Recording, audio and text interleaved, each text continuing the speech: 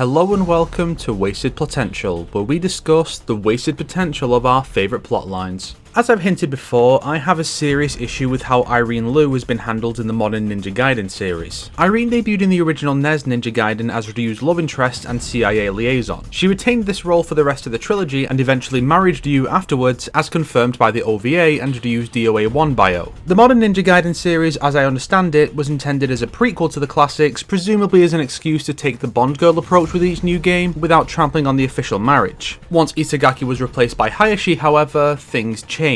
In Dead or Alive Dimensions, Agent Sonya from modern NG2 returned and was identified as Irene, bringing the canonicity of the older games into question. Are the events of the original trilogy altered to fit with the new stuff, but still mostly canon, or are they completely wiped? To this day, it's still not clear. But this is a fairly small gripe in the grand scheme of things. After all, Ryu's wife is back, and even if they aren't currently married, it'll be nice to see that relationship build from here, right? Especially when NG3 promises to put a greater emphasis on the story with a romantic element as a key part of it. Wrong. Yeah, despite them going out of their way to retcon Sonya into being Irene and having Hayate and Ayane make comments that make it clear they can tell Ryu and Irene's relationship is more than just work associates, Irene is nowhere to be seen in NG3.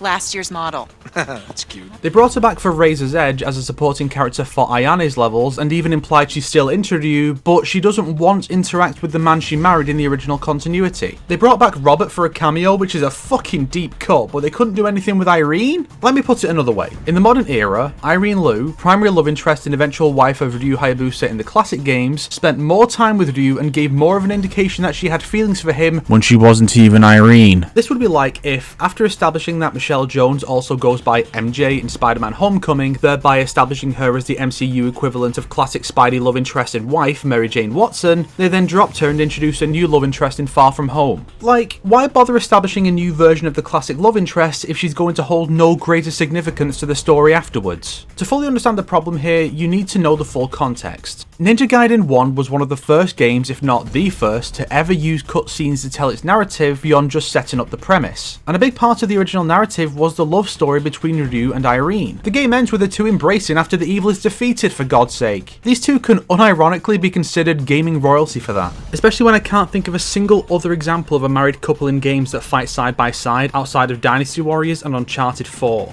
And yet, after reintroducing Irene in the modern era, the central love story of the very next game is between Ryu and a new character, Mizuki McLeod. Now don't get me wrong, I like Mizuki. She's the best woman of the modern era of NG, and she has a lot of potential for future appearances, especially if they rip off Lady from DMC4 SE to make her playable. But there really is no reason to introduce a new, very similar character to Irene right after bringing Irene back. Ninja Gaiden 3 story wouldn't even really change all that much if it was Irene in place of Mizuki. And in fact, one part of the story would actually make a lot more sense if that were the case. So let's imagine NG3 brought back Irene. Ideally, I'd have not made her and Sonya the same character, and instead had Irene and Ryu still be married, but let's imagine that Dimension still made the revelation. In this game, Irene has the exact same role and even design as Mizuki aside from eye colour, but that changed in this game anyway, so after all, Irene was also a brunette in the old game, so we can say she stopped dyeing her hair since Dimensions, and any differences in her look are just down to the art style change. In the real game, a British terrorist organisation enacts a terror attack in London, and for some reason that I doubt even makes sense to the writers, the Japanese self-defense force take on the task of dealing with them. Not, I don't know, MI5? The SDF only seems to be there because Ryu is called out by name and he happens to live in Japan. Does that mean that if Ryu had moved to Russia for a few years, the KGB would get involved? Sure, the SDF does do peacekeeping work for NATO, but there are more obvious choices to handle this particular incident. If the game wasn't concerned with trying to propagate the Japanese master race and instead brought Irene back as the female lead and love interest, we'd then have the CIA getting involved. Not only is there a well-known friendship between the US and UK to justify it, but Irene, having worked with Ryu a number of times in the past, would be the obvious liaison between him and whichever organisation is going to deal with this threat. From here, Irene can just take Mizuki's entire role and backstory. After all, we know so little about current Irene that revealing she adopted her dead sister's daughter and now raises her as her own isn't a stretch, and we can say that Ryu didn't know about it because he's always kept Irene at arm's length. But now, through a combination of having to wait on the ship for intel to arrive to tell him his next destination, when he's historically known exactly where to go to complete his missions, and him being in a more emotionally vulnerable place because of the curse and the question of whether or not he's a monster, Ryu and Irene spend a lot more time together and he lets his guard down around her, allowing her to support him emotionally until the two are fully in love with each other by the climax. And after Ryu saves the day and rescues Kana, instead of just running off for his next adventure like this was Sonic Adventure 1, Ryu and Irene cement their relationship with a kiss, and Ryu takes to helping Irene raise Kana. I mean, it's hard to take your claims about the importance of the story seriously when it ends with no changes to the status quo, with all the characters basically exactly where they were at the start of the narrative. Fuck you. And from here, if NG or DOA ever did a time skip, and they wouldn't because that would make Marie and Honoka way older than the devs clearly want them to be, Kana could one day become a ninja soldier character who uses skills and tools from both of her foster parents. And hell, Team Ninja would never need to worry about funding again, since Sony would absolutely be on board for funding another dad simulator.